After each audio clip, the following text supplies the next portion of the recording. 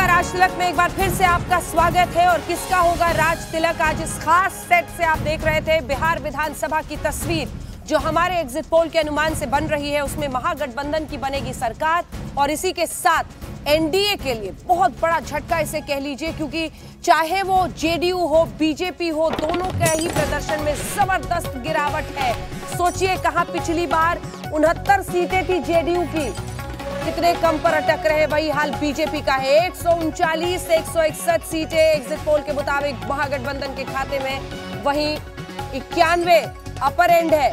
69 से 91 सीटों पर एनडीए यानी महागठबंधन की बनती दिख रही है सरकार। तेजस्वी हो सकते हैं अगले मुख्यमंत्री।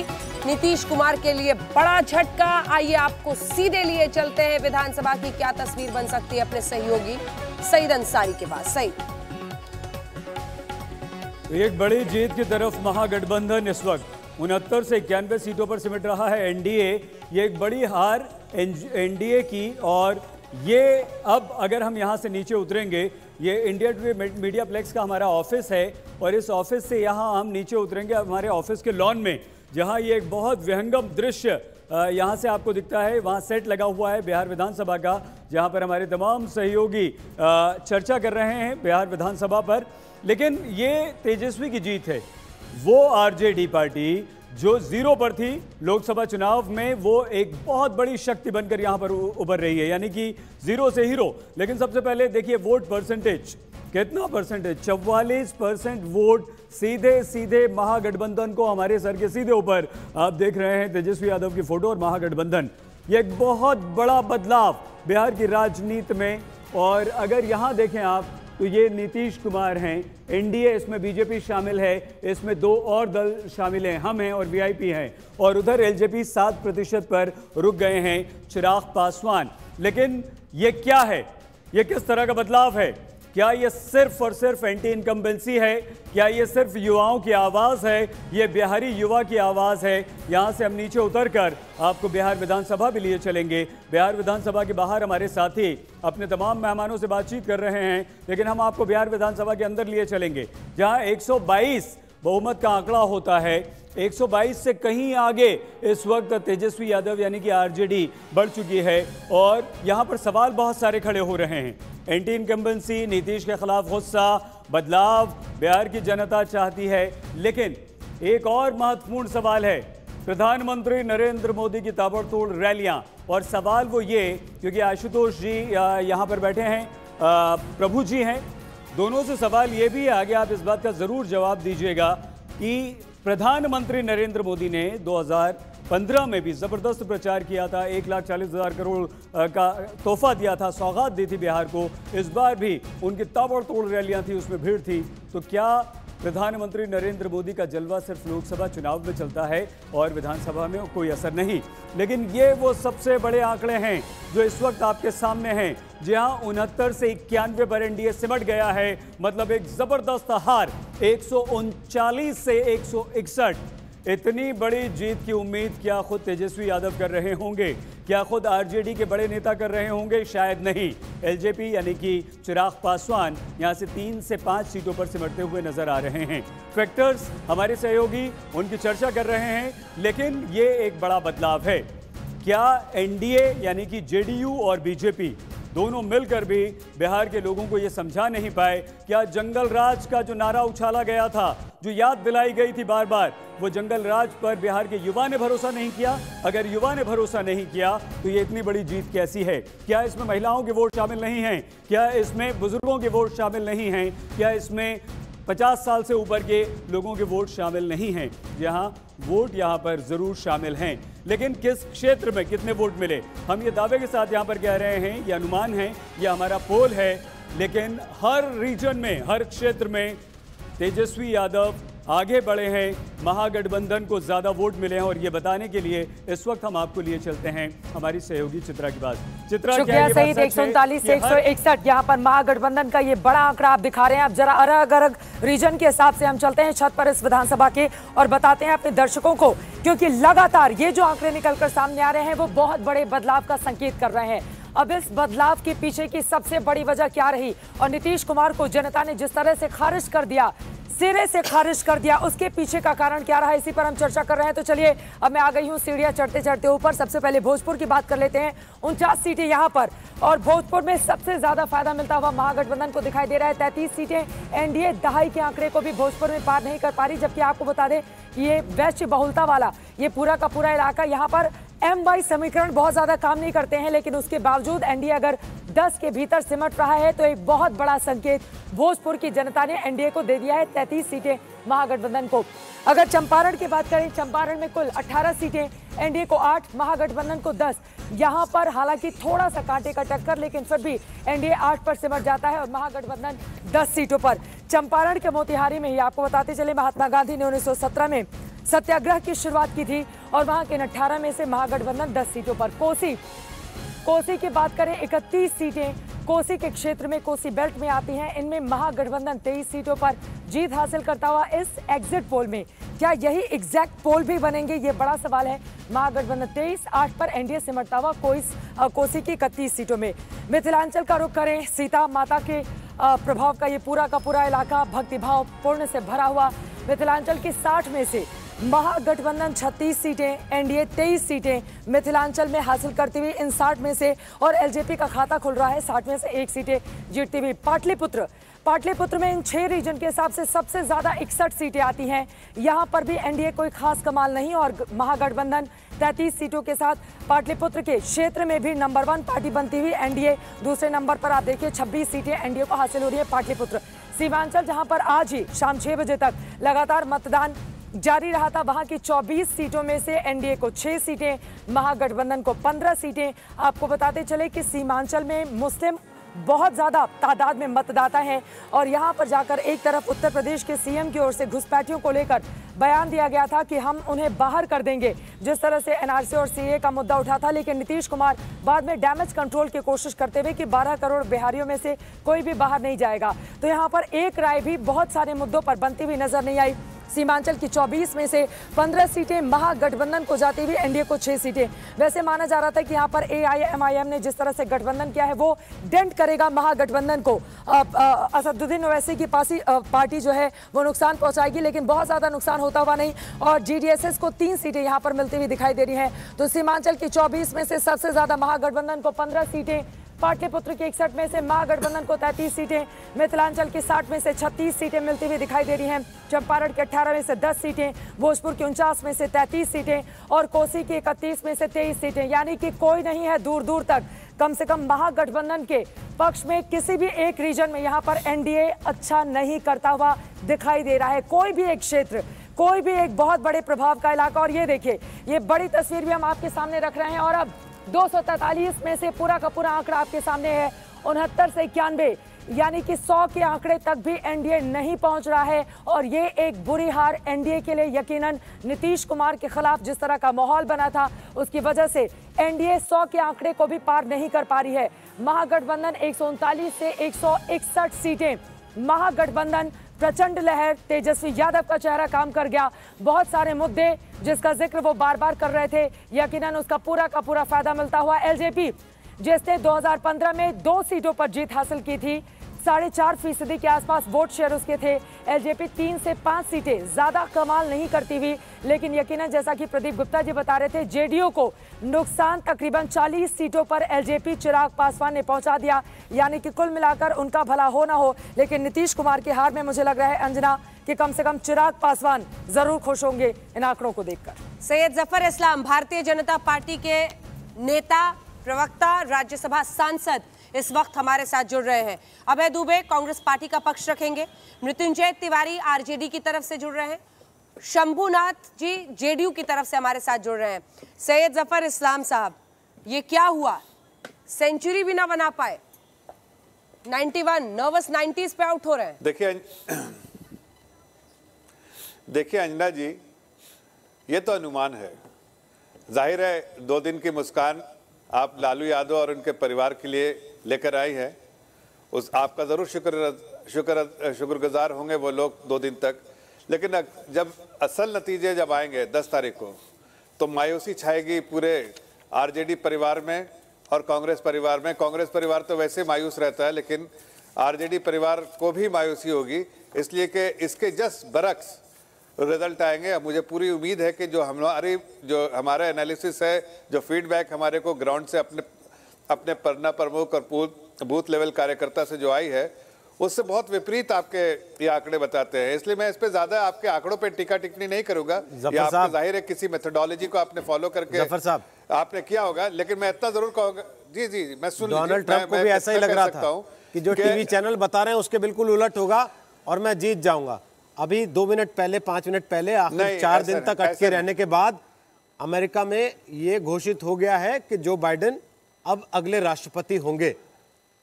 तो आप तो अभी 5 बजे से लेके अभी 10 बजे तक 4-5 चैनल्स पर तो बैठ के आए होंगे कम से कम। कहीं कोई एक जगह जहां आपको उम्मीद दिखी और सब जगह ये मैं देखिए, आप अभी मैं जैसे बताऊं कि एक ऐसा और भी जो इंडिपेंडेंट सर्वे है जो कि दूसरे चैनल पे दिखाया जा रहा है, मैंने टाइम्स नाउ या किस पे देखा, जो किया मैंने उस पे, वहां पर उसने दिखाया है इसके जैसे आपने दिखाया है एनडीए के लिए, महागठबंधन के लिए। तो मैं बस इतना कहना चाहता हूं कि हमारा जो एनालिसिस है उसके बेसिस पे हमने जो फीडबैक हमारे पास है उससे ये विपरीत लगता है। मैं आपके इसके बारे में कोई शिकायत नहीं कर रहा हूं कि आप इन्हें क्यों दिखाया। आपने जो सैंपल सर्वे लिया, जो आपने मेथोडोलॉजी फॉलो किया, उसके बेसिस पे ये ठीक है, आपका होगा। लेकिन मैं इससे अभी 2 दिन की मुस्कान, जो बोलते हैं ना 4 दिन की चांदनी फिर अंधेरी रात, वो आप कर रहे हैं आरजेडी के लिए। ठीक है, कर लीजिए, खुश रहने दिए 2 दिन। चलिए 10 तारीख को बात करूंगा रोहित जी आपसे, तब 10 तारीख को आप बात करेंगे आपसे, उस वक्त देखिएगा। पक्का करेंगे सर, आप खुद बताएंगे कि सुबह से हम लोग साथ में बैठेंगे, एक साथ नतीजे बताएंगे लोगों को। ये भी बता दूं मैं, बातें वापस लेनी पड़ेगी कि 10 तारीख सुबह 6 बजे से लगातार कवरेज आज तक पे शुरू हो जाएगा। मिस मत कीजिएगा। जैसे आज आप लगातार आज तक के साथ रहे हैं तमाम दर्शक एग्जिट पोल के लिए सबसे सटीक, वैसे ही सबसे तेज और सबसे सटीक नतीजों के लिए आप 10 तारीख सुबह 6 बजे से आज तक के साथ रहिएगा। मृत्युंजय जी मुस्कुरा तो रहते, अब बोल लीजिए क्या बोलना चाह रहे हैं जफर साहब को।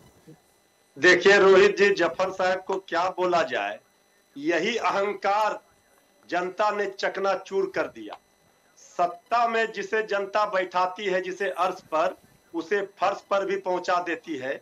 यही लोकतंत्र की ताकत है और खूबसूरती है, और इसका एहसास सत्ता में बैठे लोग एनडीए को नहीं हो रहा है अभी भी, तब तो इसका भगवान ही मालिक है। आदरणीय प्रधानमंत्री जी, जब आप आरंभ में सर्वे दिखा रहे थे तो आदरणीय प्रधानमंत्री जी आपके सर्वे का जिक्र कर रहे थे और कह रहे थे कि सभी सर्वे में दिखाया जा रहा है एनडीए सरकार बन रही है। और अभी देखिए जफर भाई को, आपने जरा सा दिखा दिया उनको, तुरंत आपके ऊपर सवाल खड़े कर दिए। ठीक है, हम मानते हैं जो आपने दिखाया है, अगर ये झांकी है, असली फिल्म 10 नवंबर को आएगा, 200 का पार होगा, और ये 12 करोड़ जनता के सामने हम नतमस्तक हैं। जनता की जीत होगी। बिहार की 12 करोड़ जनता ने जो जनता के साथ विश्वासघात हुआ था, वो 43 सीटें क्यों छोड़ दिया आपने? थोड़ा ठीक लगा लीजिए मृत्युंजय जी। नहीं देखिए 243 सीट तो भाई देखिए, हम तो विपक्ष चाहते हैं मजबूत हो। लोकतंत्र के लोकतंत्र में विपक्ष भी मजबूत रहना चाहिए। लेकिन ये जो सत्ता का अहंकार बोल रहा है कि ये खारिज होगा, ये नहीं होगा, यही बोलते रहे पूरा चुनाव। तेजस्वी यादव जी ने कोई प्रतिक्रिया नहीं दिया। तेजस्वी यादव जी पर व्यक्तिगत टिप्पणी हुई, तेजस्वी यादव जी पर मजाक उड़ाया गया। समझा कीजिए। अरे जफर भाई, ये फाइनल 2 दिन रहिए, पूरे हर राज्य से आपका सफाया हो रहा है। ध्यान दीजिए, झारखंड में सफाया हो गया, दिल्ली में सफाया हो गया, बिहार में सफाया हो गया। अरे आप कुछ नहीं कर पाइएगा, यही जनता की ताकत है। ये बिहार की 12 करोड़ जनता का हवा का रुख है, जो आज तक के चैनल पर दिख रहा है।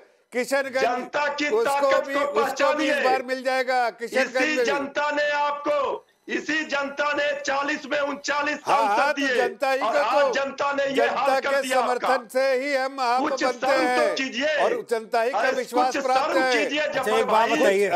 एक बात बताइए दोनों लोग, तो एक सेकंड राहुल गांधी, लालू यादव। अरे जफर भाई, अरे बेरोजगारी की मार आपने मृत्युंजय जी, इसके बाद भी वोट लेना चाह रहे थे। तिवारी जी थोड़ा सा रुकते हुए ना, मैं एक सवाल पूछ रहा हूँ आप दोनों से। जफर भाई, आप तो राज्यसभा भी पहुंच गए अब, और वहां तो कहते हैं कि इस तरह से चीखना चिल्लाना, वो हाउस ऑफ एल्डर्स है, बड़े लोगों का सदन है। और दूसरा कि भाई आप लोग 3 चरण आप लोगों को चुनाव प्रचार के मिले, डेली हम लोग डिबेट भी करते हैं, 5 बजे भी करते हैं, 6 बजे भी करते हैं, आप लोग का मन नहीं भरता एक दूसरे से झगड़ के इस तरीके से। आज तो ठीक है, एग्जिट पोल का दिन है, किसी को पसंद आया किसी को नहीं, झगड़ा तो मत कीजिए, कम से कम बधाई दे लीजिए एक दूसरे को। नहीं दे सकते ना, मैंने कहा कि 2 दिन मुस्कुराइए भाई, मैं तो कह रहा हूँ। अच्छा, लालू यादव के पार्टी साहब के संस्कार बता रहे हैं, दुनिया भी देखती है आपको, मुस्कुरा रही है। संस्कार, अरे संस्कृति आपको छू के भी नहीं गुजरी है। और मृत्युंजय तिवारी जी के अंदर का गायक जाग रहा है, लेकिन उससे पहले सर अभय दुबे जी के पास रुका अभय दुबे जी, देखिए कुल मिलाकर जो परिस्थिति है उसमें महागठबंधन जबरदस्त परफॉर्म कर रहा है, लेकिन कांग्रेस पार्टी कहां देखते हैं अपने आप को? ये जो हम सीट दिखा रहे हैं 25-30 के आसपास।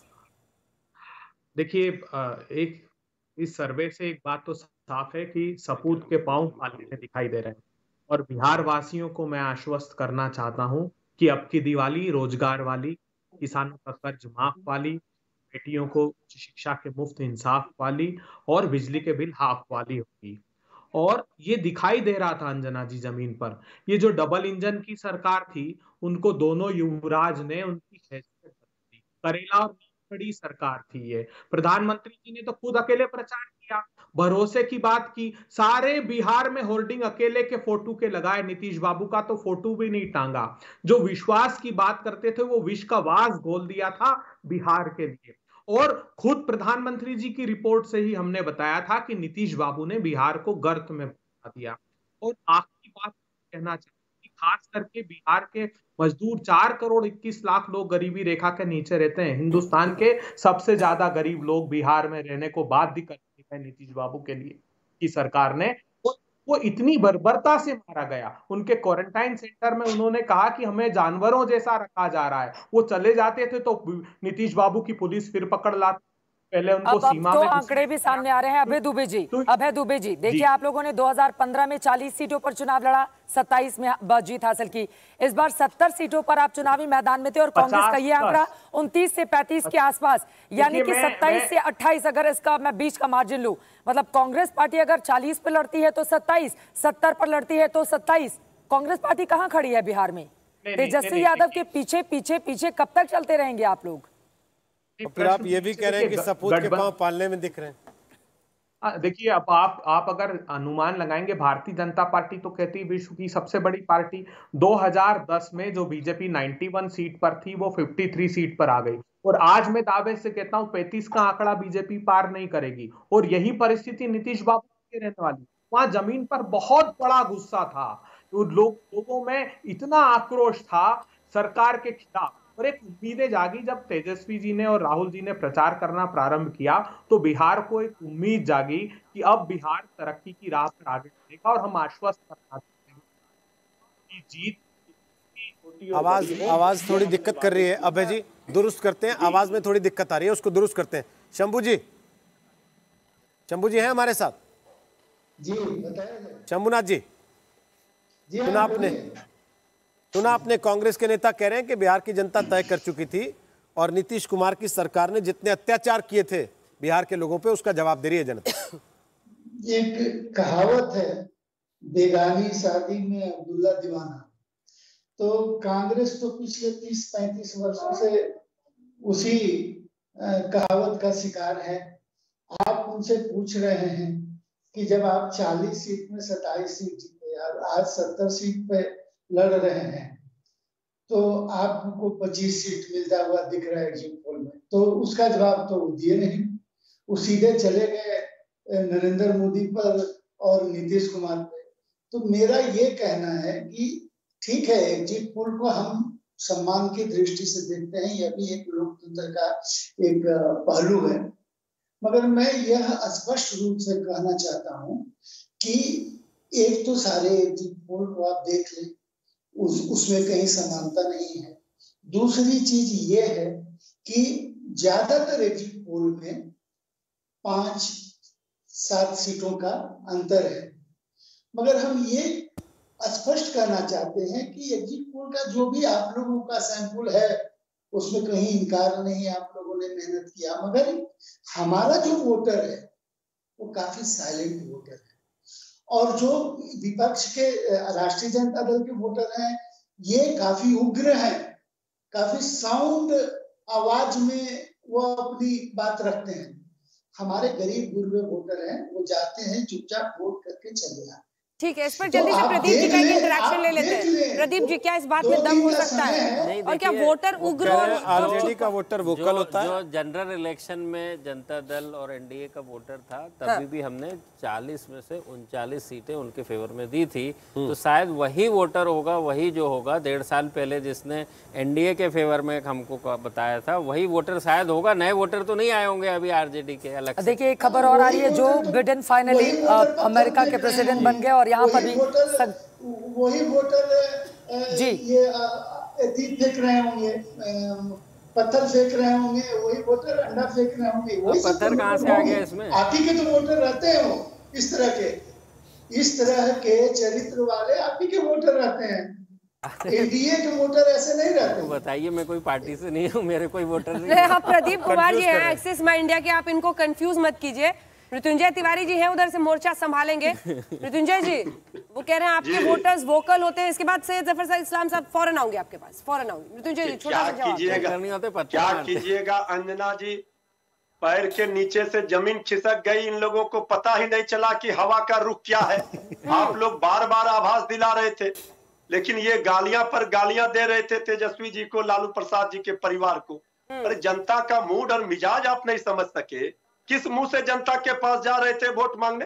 क्या किया था आपने? बिहार को बदहाली के कगार पर खड़ा कर दिया, बेरोजगारी की मार दी, भुखमरी ला दी, महंगाई थी, बिहार क्यों फिसड्डी है, इस पर आप नहीं बात कर रहे थे। तेजस्वी यादव जी ने कहा हम सबको साथ लेकर चलेंगे, हम नौकरी रोजगार की व्यवस्था करेंगे, हम बिहार को विकास के रास्ते पर ले जाएंगे। तो जनता ने चुना तेजस्वी यादव जी को। सैयद जफर इस्लाम साहब, तेजस्वी ने मोड़ा चुनाव को, एक दिशा दी, उन्होंने नौकरी की बात की, सरकारी नौकरी की बात की, उन्होंने एक तरीके से ये मुमकिन कर पाए कि वो विकास, सड़क, बिजली, पानी नीतीश कुमार ने जो दिया है उसमें भी वो कमी खोजते रहे, और कमाई को तो उन्होंने एक तरह से जो रोजगार का मुद्दा था उसको पूरी तरह से सेंट्रली बना दिया, सबसे बड़ा इशू।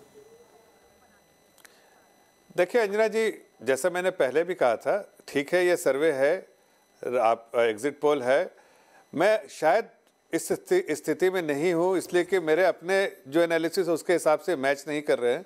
हो सकता है मैं गलत हूँ, हो सकता है आप गलत हो, ये सर्वे गलत हो।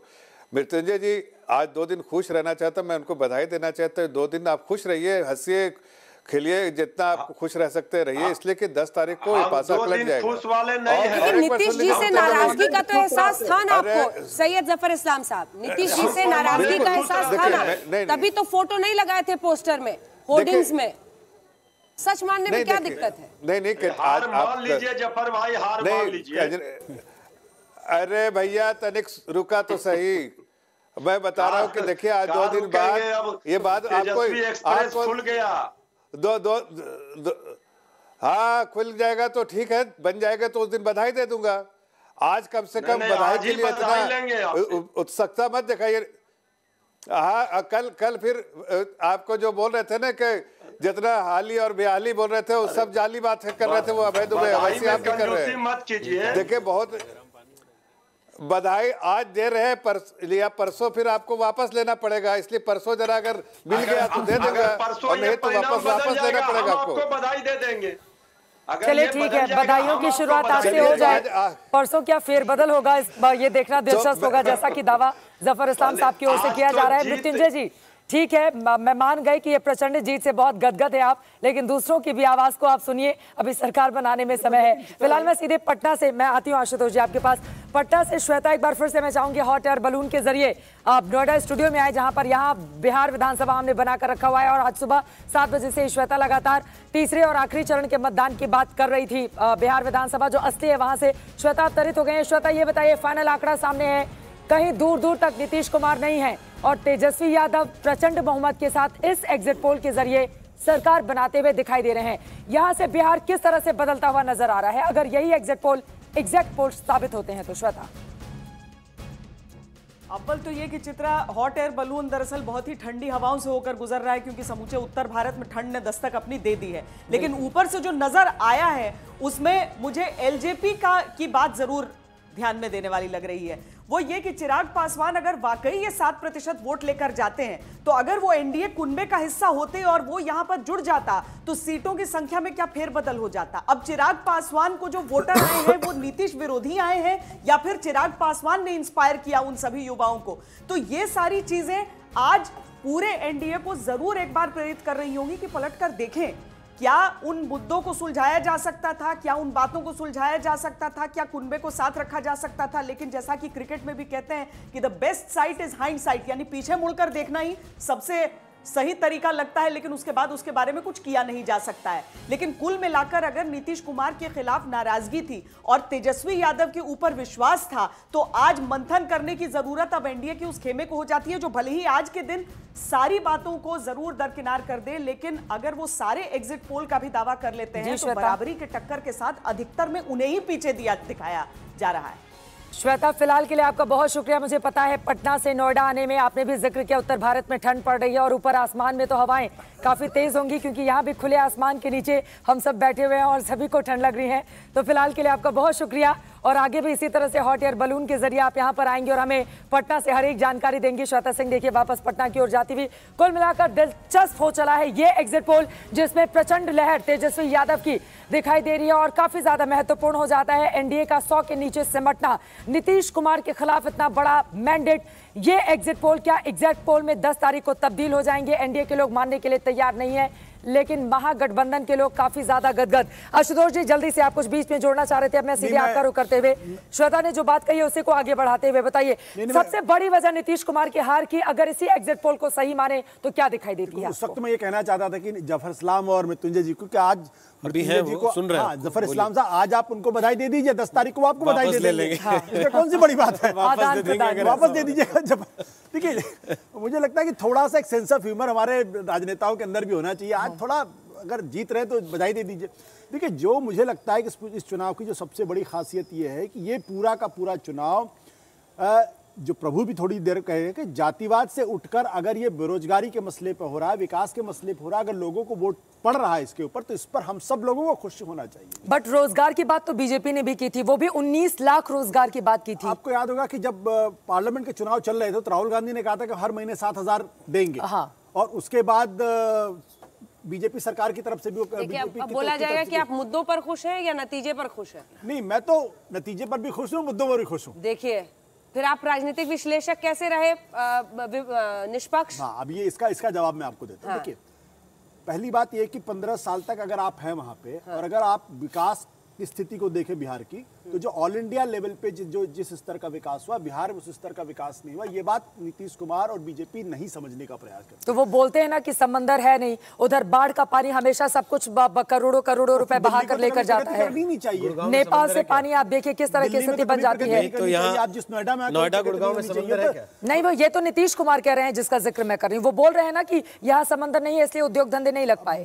मैं नीतीश कुमार इतने वरिष्ठ नेता है, मैं कुछ कहना नहीं चाहता हूँ, लेकिन हकीकत ये है कि दरअसल इस तरीके की बयानबाजी की वजह से ही लोगों के अंदर गुस्सा फूटता है। जब आप लालू प्रसाद यादव की पर्सनल जिंदगी पर अटैक करते हैं, जब उनके बच्चों पर अटैक करते हैं कि आपने बेटियां की बेटियां, बेटियां की बेटा और आप बेटे का इंतजार करते, आप ऐसा बिहार बनाना चाहते, इस तरीके की भाषा लोग नीतीश कुमार से नहीं सुनना चाहते। लोग सुनना चाहते थे नीतीश कुमार से अगर हार रहे हैं तो आप ग्रेसफुली एक्सेप्ट करिए, लेकिन अगर आप पर्सनलाइज्ड हो जाएंगे, अगर आप टेम्पर लूज करेंगे और आप बात होनी चाहिए, तो आपको किसी की जीत पर खुशी नहीं होनी चाहिए। नहीं, मैं बार-बार कह रहा हूं इस बात को कि आपको निष्पक्ष होने का मतलब ये नहीं कि जैसे मैं इस सवाल को दूसरे तरीके से पूछता हूं। आप नीतीश के तेजस्वी के जीतने पर खुश हैं कि एक युवा को मौका मिल रहा है, या फिर आप इस बात पर खुश हैं कि बीजेपी का एक गठबंधन और हार रहा है वहां पर बिहार में? ये तो आपने बिल्कुल वैसा सवाल। देखिए, बेसिक चीज क्या है कि अगर इस देश के अंदर 31 साल के युवा के कंधे पर अगर मुख्यमंत्री की जिम्मेदारी अगर मिलती है, लोग इतना भरोसा करते हैं, तो हम सब लोगों को खुश होना चाहिए। आशुतोष जी, लोग केजरीवाल के मुख्यमंत्री बनने पे भी बड़े खुश हुए थे और आप ही उनमें से एक हैं जो छोड़ के निकल आए। तो इसलिए वो खुशियां कितनी देर की होती हैं ये वो आदमी तय करता है जो कुर्सी पे बैठ जाता है। मैं अब आपको एक छोटा सा एग्जांपल दे दूं कि जब बिल क्लिंटन अरकानसास के गवर्नर 30 साल की उम्र में बन गए थे और उसके बाद अमेरिका के राष्ट्रपति बने, तमाम उनकी कमियों के बावजूद भी उनको अमेरिका के ग्रेट प्रेसिडेंट में माना जाता है। मैं ये कह रहा हूं कि अगर पुरानी पीढ़ी रास्ता नहीं छोड़ेगी, नए लोग नहीं आएंगे, नए विचार नहीं आएंगे, तो देश आगे बढ़ेगा कैसे? बिहार को अगर आगे बढ़ना है तो 71 साल के पीछे नहीं जाना पड़ेगा। चलिए ठीक है, बहस को आगे लिए चलेंगे। तमाम मेहमान हमारे साथ जुड़े हुए हैं, लेकिन अब हम नए सिरे से 10:30 बजे के इस बुलेटिन की शुरुआत करें, जिसमें हम पोल ऑफ पोल्स करके आपको बताएंगे कि हर पोल के मुताबिक किसकी बन रही है सरकार। कई जगहों पर आपको बैलेंसिंग की तस्वीर दिखती है, जिसमें चाहे वो महागठबंधन हो, एनडीए हो, आसपास के आंकड़ों के साथ दिखाई देते हैं। लेकिन एक्सिस माई इंडिया का ये एग्जिट पोल साफ कहता हुआ प्रचंड लीड दिया है प्रदीप गुप्ता जी ने। यहाँ पर बैठे हुए हैं, 10 तारीख को भी यहाँ पर बुलाएंगे इन्हें। और दूसरी तरफ 69 से 91 सीटें एनडीए की तरफ। लेकिन बाकी तमाम, चाहे वो सी वोटर हो, चाहे वो जन की बात हो, टुडेज चाणक्य हो, टुडेज चाणक्य पे फिर देखिए बिल्कुल एक तरफा है। वो एनडीए को प्रचंड बहुमत 180 सीटें एनडीए को देता हुआ टुडेज नहीं, यहाँ पर फिर गलत लिखा हुआ है, उसको करेक्ट करना पड़ेगा। देखिए एनडीए के नीचे आपने 180 लिखा है और 55 लिख दिया, ये गलत लिखा हुआ है, इसको ठीक करा लीजिएगा।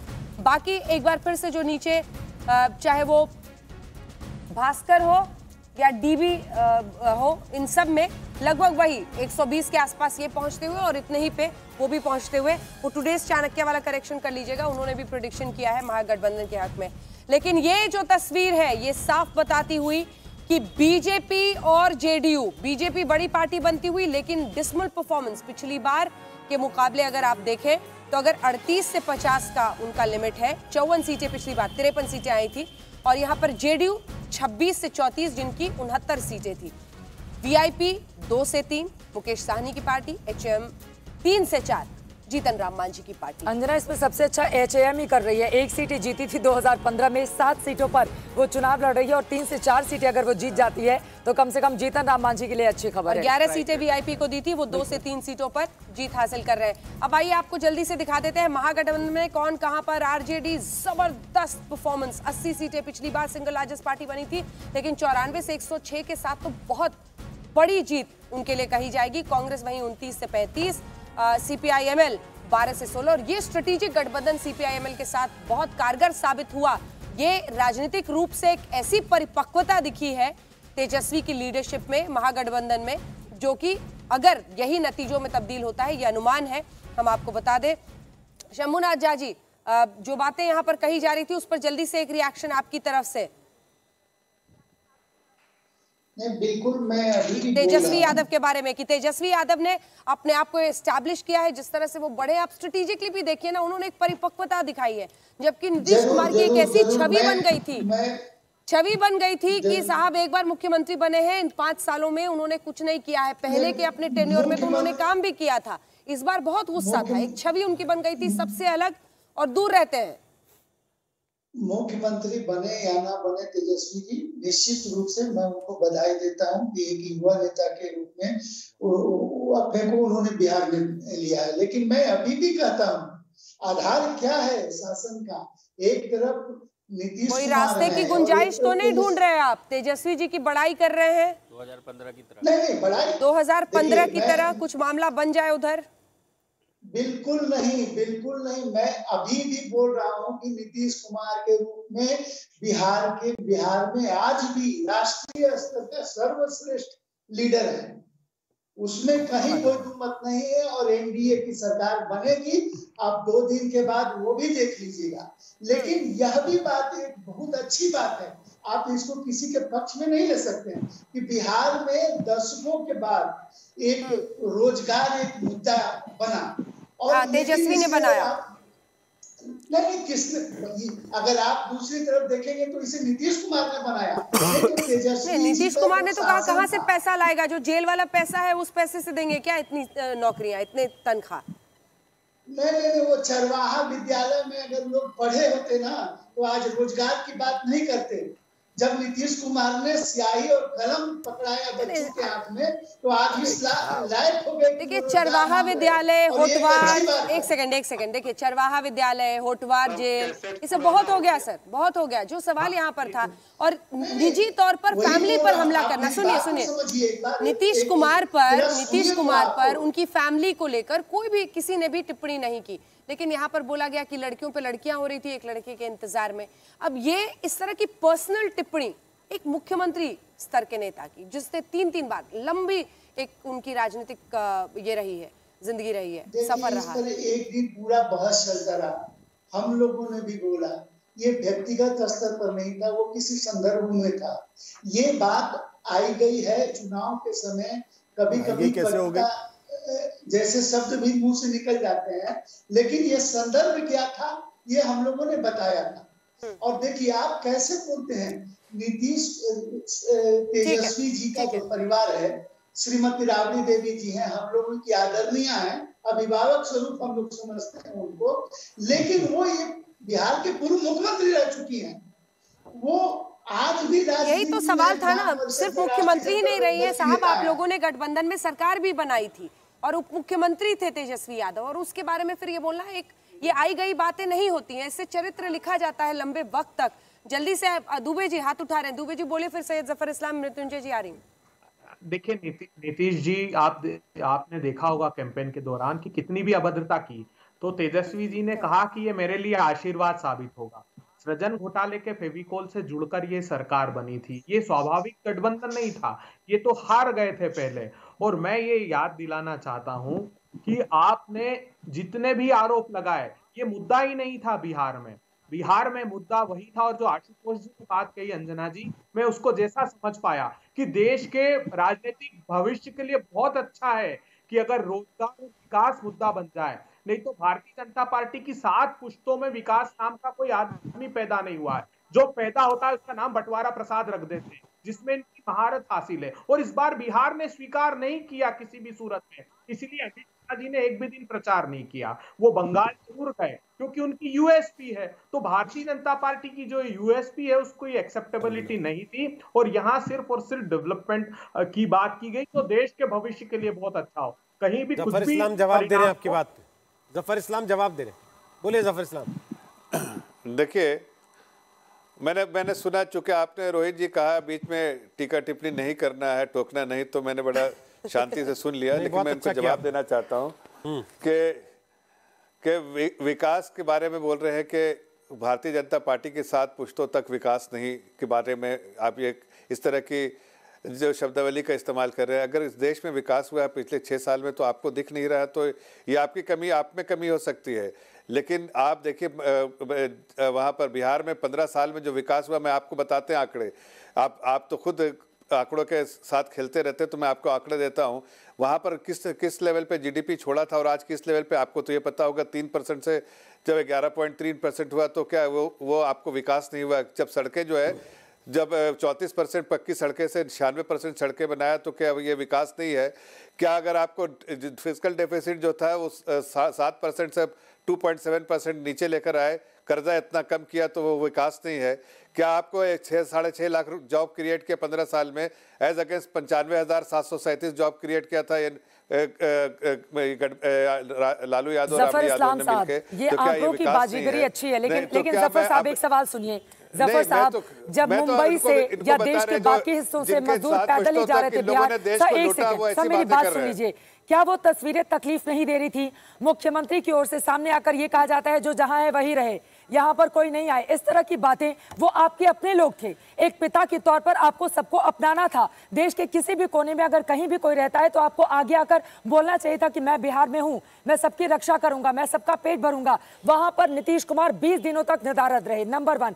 नंबर 2, शराबबंदी के मुद्दे पर 2015 में महिलाओं ने आपको वोट किया था, उसके बाद क्या हुआ? शराबबंदी क्या पूरी तरह से फेल नहीं रही? अगर हम बिहार की बात करें, वहां पर गरीबों को पकड़ा जाता है, उनसे पैसा लिया जाता है, तब आप उनको छोड़ते हैं, अमीरों के लिए इस पर कोई रूल्स रेगुलेशन नहीं है। यहां पर आप फेल हुए। तीसरी चीज, अब बार बार सत्ता विरोधी लहर की बात कही जा रही थी, मुख्यमंत्री मंच पर चढ़ते हैं तो व्यक्तिगत टिप्पणी करते हैं। आपने जनसंख्या को लेकर अगर लालू प्रसाद यादव के परिवार पर टिप्पणी की है, आपको पता होना चाहिए कि बिहार जनसंख्या के मामले में, उसकी वृद्धि दर के मामले में कहां पर आकर खड़ा है। क्या एक भी स्लोगन मुझे दिखाई दिया? इतनी गरीबी है वहां पर, 8-8, 9-9 बच्चे हैं और कमाने वाले 5,000 लोग।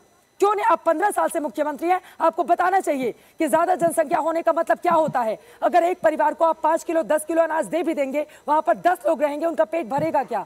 ये तमाम बातें जफर इस्लाम साहब मुख्यमंत्री नीतीश कुमार समझाने में नाकाम रहे हैं। अब जीडीपी के आंकड़े आप गिना लीजिए, रोजगार के आंकड़े, और रोजगार को लेकर तेजस्वी यादव कहते हैं 10 लाख हम नौकरी देंगे। उसके तुरंत बाद नीतीश कुमार आ जाते हैं अपने आंकड़ों के साथ कि कहां से देगा, जेल से लेकर आएगा। तो ये बातें जनता के मन में कहीं ना कहीं घर कर गई। एक उम्मीद भी नहीं जगाने की कोशिश की गई नीतीश कुमार की ओर से।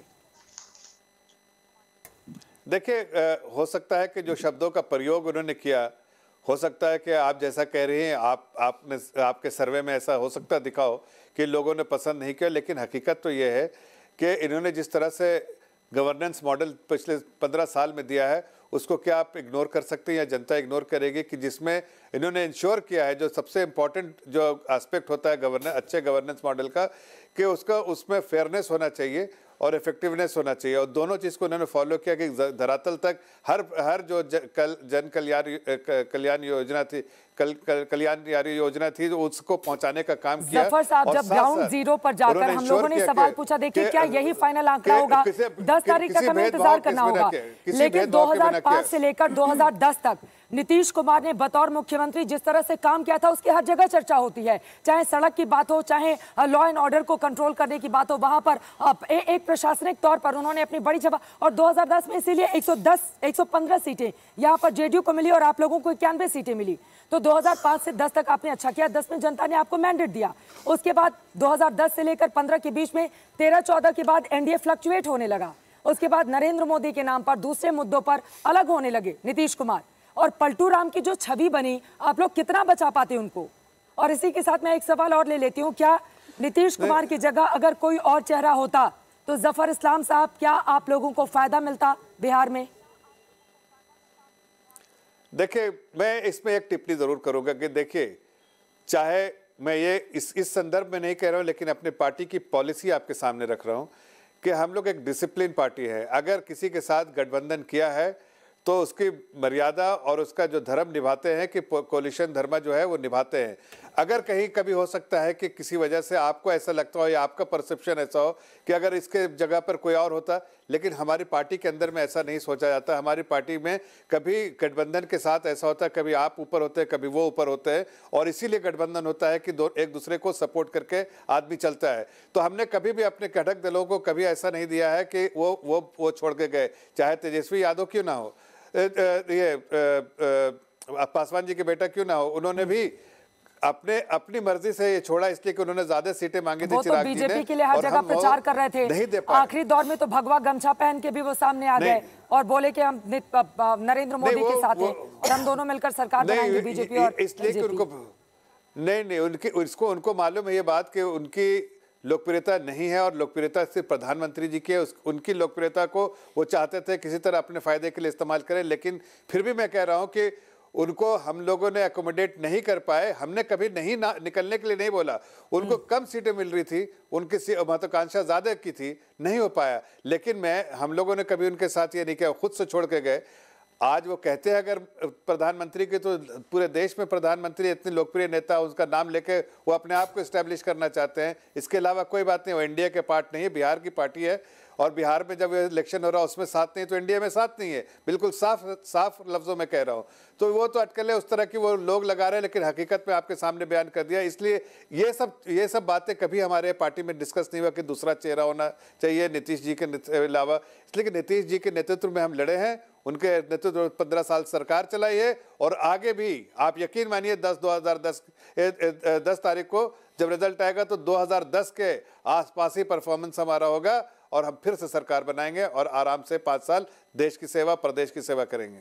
उम्मीदों पर दुनिया कायम है और आपकी जो उम्मीदें हैं वो बता रही हैं 2010 वाला मैंडेट हासिल करेंगे, वो भी तब जब हम लोगों ने खुद नीतीश कुमार के खिलाफ गुस्सा देखा है ग्राउंड जीरो पर जाकर। अभय दुबे जी आपकी बातों में कुछ जोड़ना चाह रहे हैं। अभय दुबे जी, खुश होने के लिए आपके लिए मौका हो सकता है कि तेजस्वी यादव अगर ये आंकड़े रहे तो वहां पर मुख्यमंत्री बन जाए, लेकिन ये पीछे पीछे पिछलग्गू पार्टी बनकर कांग्रेस पार्टी, चाहे उत्तर प्रदेश की बात करें, बिहार की बात करें, पश्चिम बंगाल में भी आपका बहुत कुछ है नहीं, बाकी जगहों पर ये कब तक कांग्रेस पार्टी दूसरे नेताओं के चेहरे के बलबूते ही आगे बढ़ती रहेगी और खुश होती रहेगी?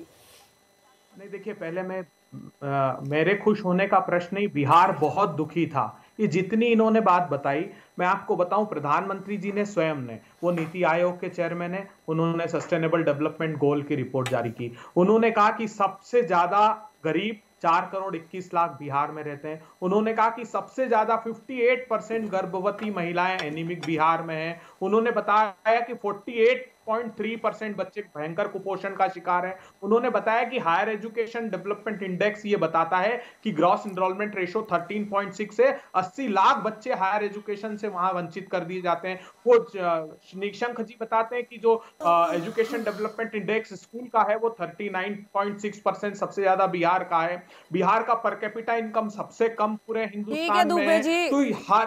तो अब बात ये है, हुआ सर, अब बदल डालिएगा, सब मौका मिल रहा है, बदल डालिएगा। कम से कम यही जो अनुमान हमारे हैं, अगर नतीजों में कहिएगा कि हम ड्राइविंग सीट पर नहीं है, और ड्राइविंग सीट वाला बहाना मत चलिए। ड्राइविंग सीट पर नहीं है हम।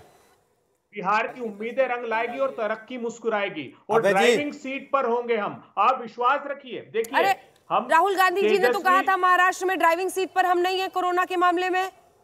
यहाँ देखिए, एक बात समझ लीजिए, सोच समझ के बोलिए सर, कहीं उल्टा ना पड़ जाए पार्टी में।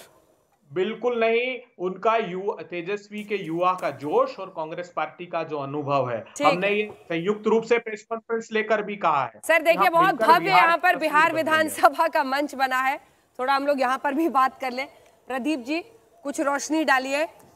10 को क्या होगा? यही होगा ना जो आपने किया है, जो मंजूर प्रदीप गुप्ता है।